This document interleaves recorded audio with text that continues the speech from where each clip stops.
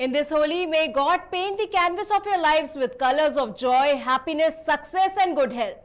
जी हाँ, नमस्कार। मैं हूँ आपके साथ सदे जोशी और आप सभी का बहुत बहुत स्वागत करते हैं इस होली स्पेशल कार्यक्रम में।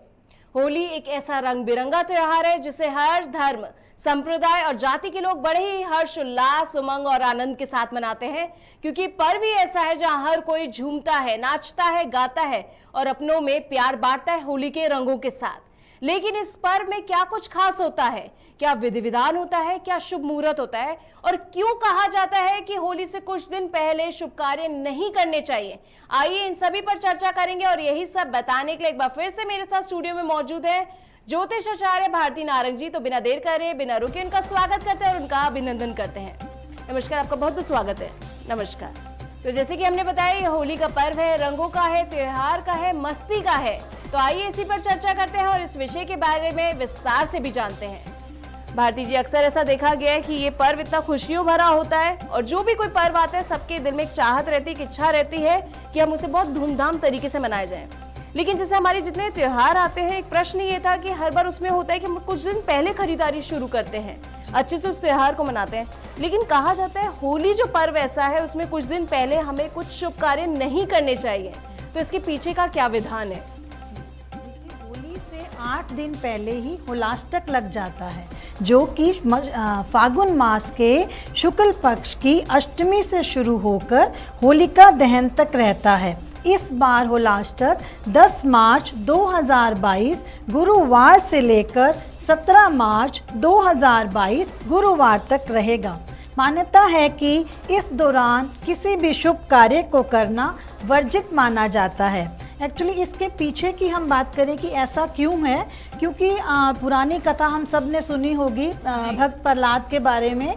तो इन 8 दिनों में राजा हिरण्यकश्यप और उनकी बहन होलिका ने मिलकर पुत्र प्रहलाद को भगवान विष्णु जी की भक्ति से अलग करने के लिए बहुत सी यातनाएं की थी इन 8 दिनों के अंदर। इसीलिए इन 8 दिनों में विवाह, गृह प्रवेश और कोई भी शुभ कार्य, मुंडन इत्यादि करना वर्जित माना जाता है। लेकिन इस होलाष्टक पीरियड के अंदर अगर आप कोई भी दान धर्म करते हैं तो उसका बहुत ही शुभ फल लोगों को मिलता है। और साथ ही इस होलाष्टक के दिनों में महामृत्युंजय मंत्र का पाठ करने से आपके घर से रोगों की नियति दूर भागती है। जी, तो आपने जाना कि कैसे इन दिनों में, इन 8 दिनों में आप क्या क्या कार्य कर सकते हैं। जैसे कि बताया भारती जी ने कि शुभ कार्य नहीं होते, उसके पीछे का एक विधान है, एक वजह बताई गई है। साथ ही साथ बताया कि अगर आपको अपने घर से नेगेटिविटी दूर करनी है तो बहुत अच्छा समय है, आप महामृत्युंजय मंत्र का भी जाप कर सकते हैं। आगे बढ़ते हैं और जानते हैं, क्योंकि होली से पहले मनाया जाता है होलिका दहन। तो क्या है इसकी मान्यता, आइए इसी पर चर्चा करते हैं। जी भारती जी। होली का त्योहार प्रेम व उल्लास से जुड़ा है, लेकिन होली से एक दिन पहले ही होलिका दहन मनाया जाता है, जिसे छोटी होली के नाम से भी लोग जानते हैं। इतिहास की दृष्टि से देखें तो भारतवर्ष में यह त्योहार वैदिक काल से ही मनाया जा रहा है। हिंदू मास के अनुसार होली के दिन से नए संवत की शुरुआत होती है और चैत्र कृष्ण प्रतिपदा के दिन धरती पर प्रथम मनु का जन्म हुआ था और इसी दिन कामदेव का पुनर्जन्म भी हुआ था। इन सभी खुशियों को व्यक्त करने के लिए यह रंगोत्सव मनाया जाता है।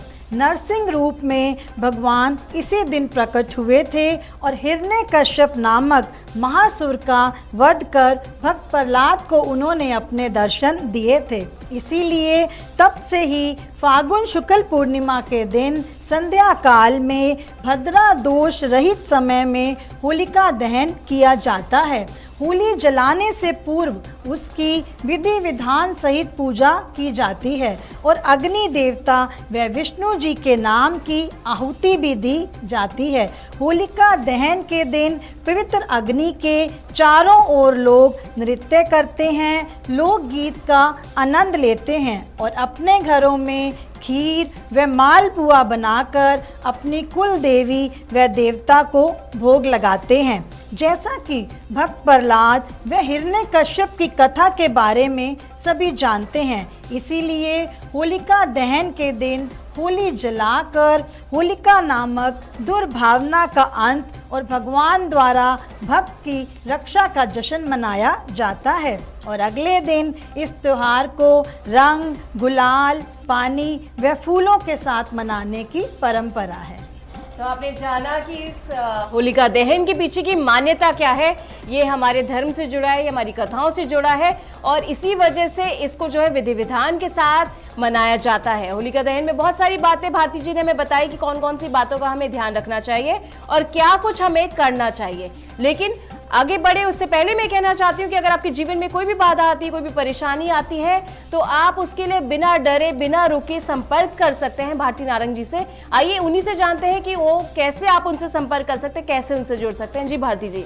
जी, आप सभी श्रोतागण मेरा मोबाइल नंबर ले सकते हैं 9311266610। इस पर बात करके आप मेरे से संपर्क कर सकते हैं। यदि आप मुझसे जुड़ना चाहते हैं, आप मेरी बातों से सहमत हैं, तो आपका बहुत बहुत मोस्ट वेलकम। जी, तो आप सभी का बहुत बहुत मोस्ट वेलकम। आप सभी लोग जुड़िए, क्योंकि बाधा हर किसी के जीवन में आती है, परेशानी आती है, कठिनाइयां आती हैं, लेकिन उस समय बात ये होती है कि हमें समझ नहीं आता हमें क्या करना चाहिए। तो ये बहुत सही समय, अपनी बाधा को आने से पहले आप रोक सकते हैं, जान सकते हैं अपने बारे में, अपने परिजनों के बारे में दिए गए नंबर्स पे संपर्क करके।